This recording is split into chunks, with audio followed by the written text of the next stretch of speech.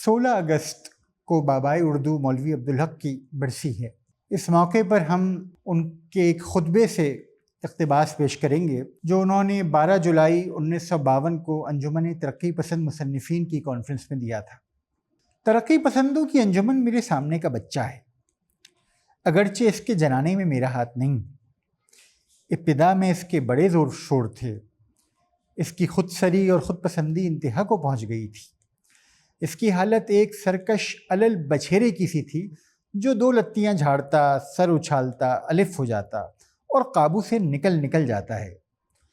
ترقی پسندوں نے دوسرے ادیبوں پر، جنہیں وہ رجت پسند کہتے ہیں، بڑی لیدے کی، نہایت سخت نکتہ چینی کی۔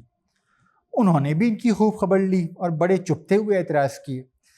غرض اس جواب، جواب الجواب، رد جواب اور کد جواب، بحثہ بحثی اور چھیڑ چھاڑ کا یہ نتیجہ ہوا کہ ترقی پسندوں کی خود پسندی اور جوش دھیما پڑ گیا اور مخالف فریق کی بھی آنکھیں کھلیں اور اپنی اصلاح شروع کی۔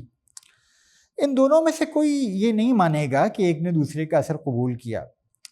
اس میں ماننے نہ ماننے کی بات نہیں ہے، یہ اثر نامعلوم اور غیر شعوری طور پر ہوتا ہے۔ میں یہ تسلیم کرتا ہوں، اور میں کیا، ان کے مخالف بھی تسلیم کریں گے کہ انہوں نے ہمارے ادب کو بلند کیا، اس کا وقار بڑھایا، فسانہ نویسی اور نظم میں جدت وسعت پیدا کی، اور خاص کر تنقید کے فن پر قابل قدر کام کیا۔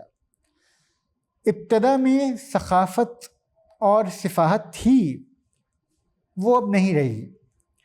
ایک نقص ان میں ضرور تھا جس کی طرف میں نے اپنی ایک تحریر میں اشارہ کیا تھا کہ اپنی ترقی پسندی کی ترنگ میں انہوں نے اپنے گزشتہ ادب کا مطالعہ نہیں کیا۔ اس وقت وہ اسے قابل التفات نہیں سمجھتے تھے، اس لیے ان کا طرز بیان اکھڑا اور الجھا تھا۔ اسی قسم کی کچھ اور خامیاں تھیں، مگر اب یہ نقص بھی باقی نہیں رہا۔ انہوں نے اپنے قدیم ادب کا بہت اچھا مطالعہ کیا ہے اور اس پر خوب مضامین لکھے ہیں۔